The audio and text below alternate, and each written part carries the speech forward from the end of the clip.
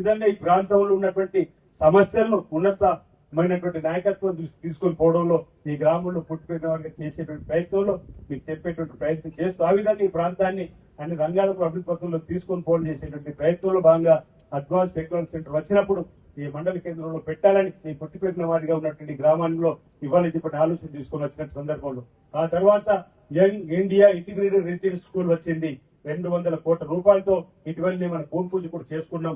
ఇదే జిల్లా పరిషత్ సభ్యుడిగా రాజకీయ జన్మించినటువంటి చందుర్తి మండలంలో ఉండాలని మూడపల్లి దగ్గర సుమారు కలెక్టర్ గారి సహకారంతో 20 ఎకరాల స్థలం, ఇంచుమించు 1 ఎకరం తప్ప ఆ స్థలంలో young India integrated residential school తీసుకుని వచ్చినాం.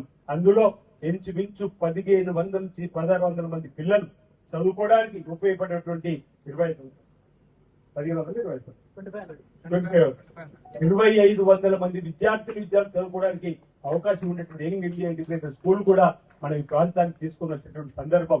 అంటే ఎమ్మెల్యే పదవి అనేది గతంలో ఉన్న వారు హోదాకు చిహ్నంగా వాడుతున్నారు.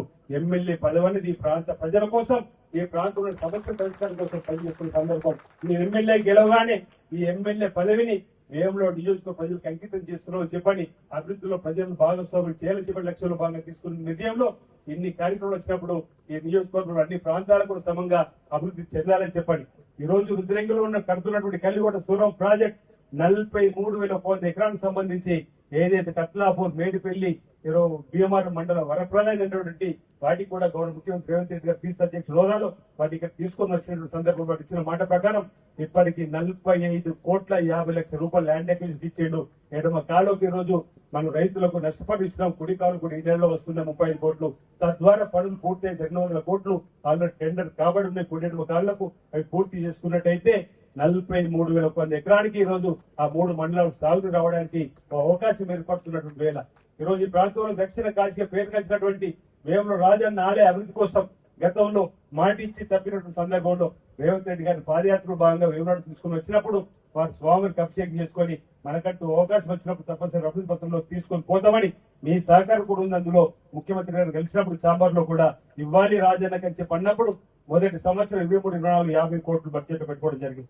24, 25 100 కోట్లు బడ్జెట్ పెట్టుకోవడం జరిగింది. గత ప్రభుత్వంలో అంటే మనం విమర్శగా చూడకపోతే కేసీఆర్ గారు ముఖ్యమంత్రి హోదాలో నా లక్ష్యం ఇక్కడే వేముల వాళ్ళు ఎప్పుడైతే తక్షణ 100 కోట్లు ఇచ్చి మరో 100 కోట్లు బడ్జెట్ పెడతా అంటే ప్రతి బడ్జెట్ ఎప్పుడు మీరు రాజధాని భక్తులంగా చూసేవాళ్ళం. ఎప్పుడు కూడా బడ్జెట్ లో మాకు అనా పైసలు పెట్టలే. కానీ మనం వచ్చిన తర్వాత ఈ రోజు 2 మార్లు 50 కోట్లు అవసరం 100 కోట్లు పెట్టుకొని ఇటీవల పనులు పూర్తవుతున్న క్రమంలో బీటీడీ వైస్ చైర్మన్ హోదాలు కూడా గౌరవ కలెక్టర్ కరీంనగర్ ఉన్న సందర్భంలో మరో 99 కోట్ల 40 లక్షలు. ఇప్పుడు ఎకరం లోపల ఉన్నటువంటి రాజన్న ఆలయం 37 గుంటలు అనుకుంటే ఎకరం అనుకుంది. ఎకరం లోపల ఉన్న ఆలయం ఇప్పుడు 7 ఎకరాల లోపల ప్రాకారంలో డిజైన్ చేసే క్రమంలో ఏమేమి పూర్తి చేయాలి ఫస్ట్ ఫేజ్ లో అంటే ఇంకా 99 కోట్ల 40 లక్షలు కావాలనగానే గౌరవ ముఖ్యమంత్రి గారి దృష్టికి, ఉప ముఖ్యమంత్రి దృష్టికి, ఎండోమెంట్ మినిస్టర్ గారు తీసుకుపోతే వారం రోజుల క్రితం 99 40 లక్షల రూపాయలు కూడా గౌరవ ముఖ్యమంత్రి గారు మంజూరు చేసి